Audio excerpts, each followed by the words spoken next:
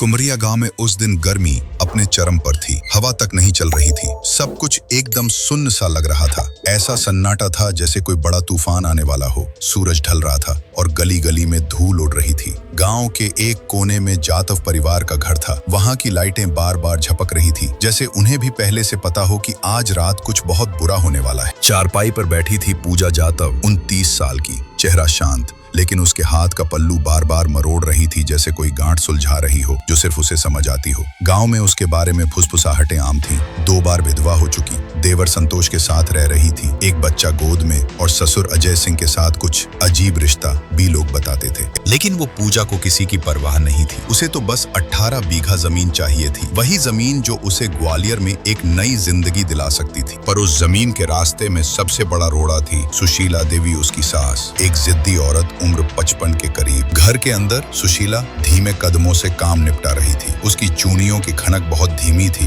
पर उसके आंखों में पूरे परिवार का इतिहास झलकता था। उसका बेटा कल्याण, पूजा का दूसरा पति, एक सड़क हादसे में मारा गया, लेकिन गांव वाले अब उस हादसे की बात नहीं करता। दूसरा बेटा संतोष पूजा के साथ रहने लगा था। उसकी पत्नी रागिनी तो सालों पहले सब छोड़कर जा चुकी। 2 दिन पहले पूजा ने एक कॉल की थी उसकी बहन कमला या कामिनी। गांव वाले आज तक नाम तय नहीं कर पाए। ग्वालियर से अपने बॉयफ्रेंड अनिल वर्मा के साथ आई। दोनों गांव से थोड़ा बाहर एक किराए के कमरे में रुके। अनिल दुबला पतला, आंखों में चालाकी और कमर में पिस्तौल। तीनों रात को फुसफुसाकर बातें करते, जैसे रात की परछाइयों से भी कुछ छिपाना हो। 24 जून 2025। घर में अजीब सी खामोशी थी। संतोष कहीं बाहर था और बाकी घर वाले भी गायब। सब पूजा की प्लानिंग थी। सुशीला अकेली बैठी थी, हाथ में चाय का कप थामे। तभी कमला कमरे में दाखिल हुई, चेहरे पर नकली मुस्कान और हाथ में खाने की थाली। खाने में जहर मिला था, स्वाद में कोई कमी नहीं, पर जानलेवा। सुशीला की सांसें धीरे धीरे कमजोर होने लगी और उसकी आंखों में हैरानी के साथ साथ लाचारी छा गई। जमीन के लालच में सुशीला को मार दिया गया। 8 लाख के सोने के गहने, सुशीला की बाइक और अनिल की पिस्तौल, सब कुछ गायब। हत्या को डकैती का रंग दे दिया गया। लेकिन कुम्हरिया गांव इतना सीधा साधा भी नहीं था। बाइक, गहने, पिस्तौल, सब पुलिस के हत्थे चढ़ गया। थाने में पूजा टूट गई, सब कुछ उगल दिया। जमीन का झगड़ा, सास की अड़चन, ग्वालियर का सपना। उसकी आवाज में एक अजीब सी शांति थी, पर आंखों में पछतावा नहीं, बस शायद हार का बोझ था।